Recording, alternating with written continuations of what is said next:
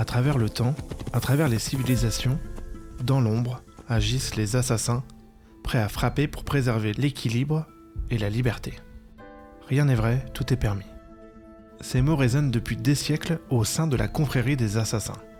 L'histoire de cette confrérie au travers du temps nous est racontée via une étrange machine nommée Animus, et qui permet de revivre l'histoire de ses ancêtres grâce à la mémoire génétique.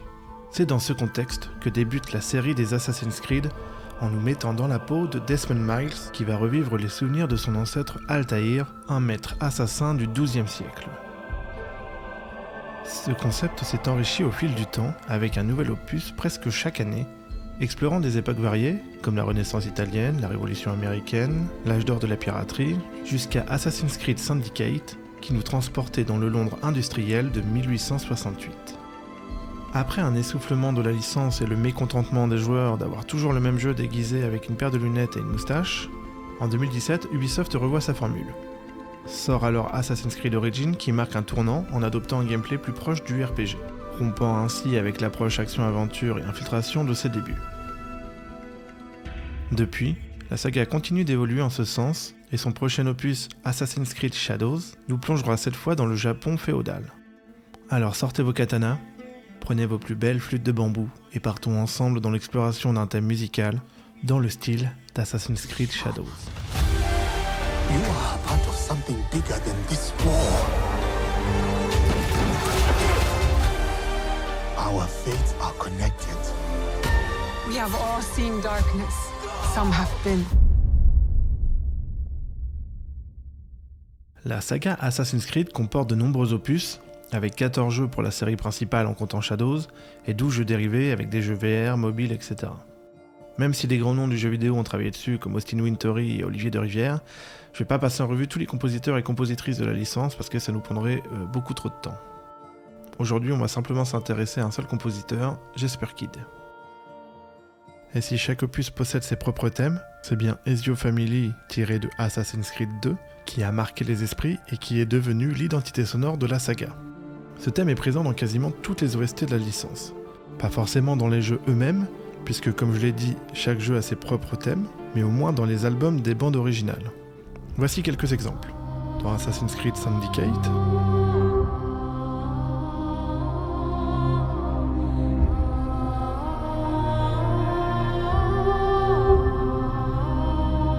dans Assassin's Creed Origins,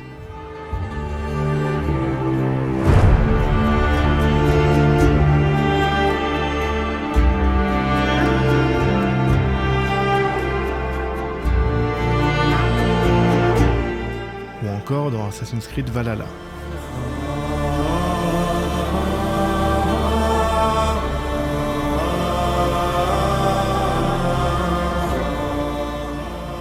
On peut l'entendre des fois dissimulé dans d'autres thèmes, comme par exemple ici dans Assassin's Creed Mirage.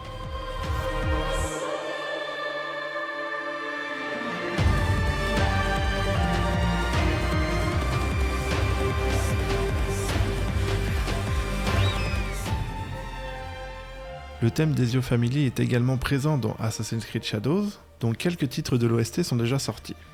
Mais cette fois, son style rappelle fortement la musique western évoquant le style d'Ennio Morricone. Un choix assez surprenant pour un jeu censé se dérouler dans le Japon féodal. Je pense qu'en fait c'est un hommage aux films d'Akira Kurosawa qui ont influencé les westerns de Sergio Leone.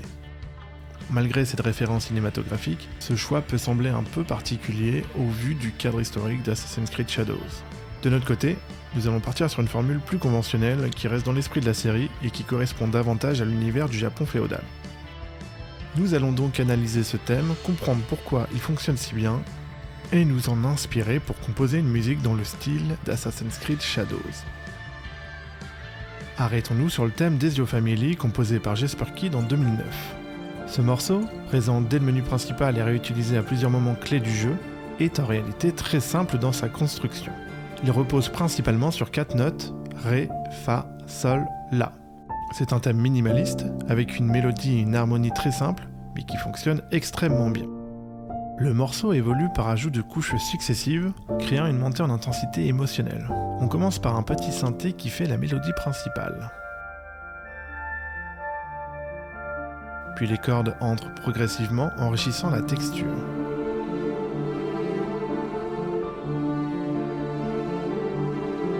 S'ajoute ensuite une guitare électrique, une guitare acoustique et un piano, venant encore une fois enrichir la texture et l'harmonie.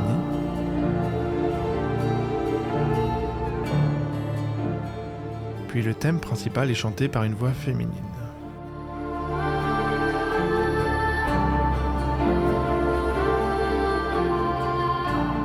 Le thème est répété plusieurs fois jusqu'à cette petite envolée lyrique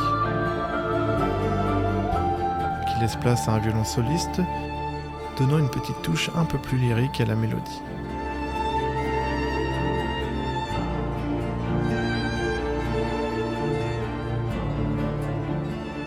La mélodie se calme alors, l'intensité redescend.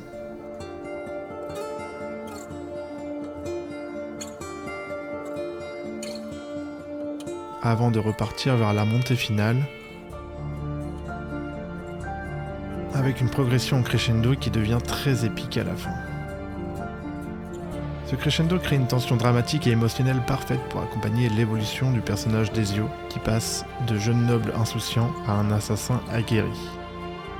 Pour conclure, Ezio Family ne repose pas sur une complexité harmonique, mais sur une construction progressive et une montée émotionnelle bien pensée. C'est ce qui en fait un thème puissant et intemporel, immédiatement reconnaissable et indissociable de la saga Assassin's Creed. Maintenant que nous avons analysé ce thème, il est temps pour nous de nous en inspirer et de composer une musique qui aurait sa place dans Assassin's Creed Shadows. On a vu que le thème était très simple, du coup on va s'en inspirer. Puisqu'on est au Japon, on va utiliser une gamme pentatonique. Je sais, ça fait cliché, mais ça marche bien. On va utiliser la gamme de Fa mineur pentatonique, et donc on va utiliser les notes Fa, La bémol, Si bémol, Do et Mi bémol. Voici donc un petit thème légèrement inspiré de Ezio Family, mais un petit peu plus complexe.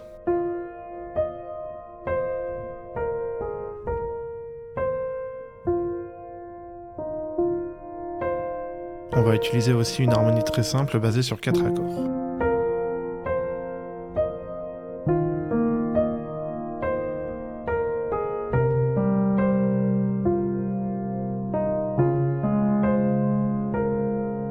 Le thème principal sera donc joué à la flûte. J'ai cherché dans ma banque de sons des flûtes qui se rapprochent un petit peu de flûtes japonaises ou en tout cas asiatiques.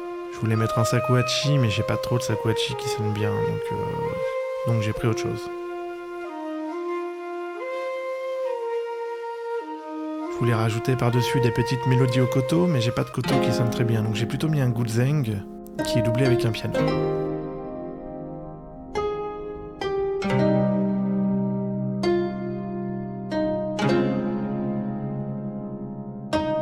Ensuite, on a les cordes qui font les accords.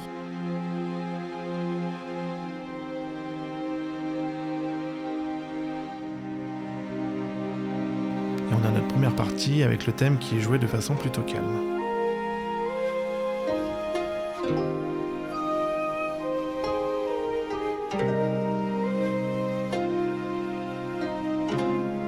On fait redescendre un petit peu la mélodie et on laisse le guzheng s'exprimer un petit peu.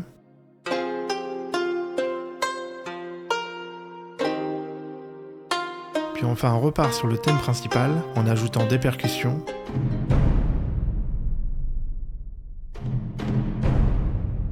Et une voix qu'on met dans le fond.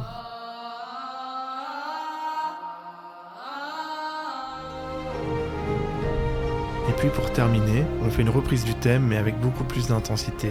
On rajoute des cordes, on rajoute des voix, on rajoute des percussions, on rajoute des vents pour que le thème principal sonne épique.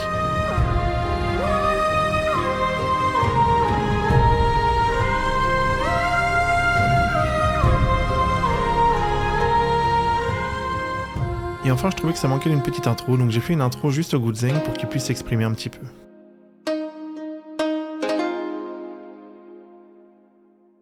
Et voilà, notre composition est terminée. J'espère que la vidéo vous a plu. Merci beaucoup d'être resté jusqu'à la fin.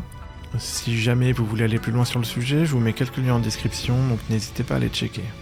Et je vous laisse avec la musique finale sur des images d'Assassin's Creed Shadows.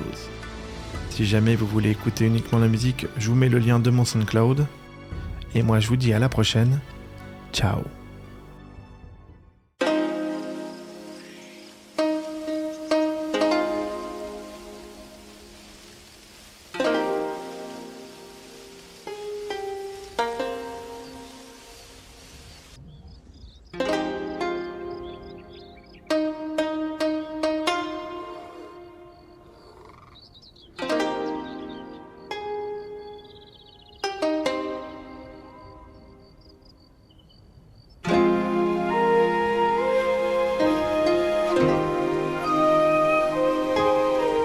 Ciao.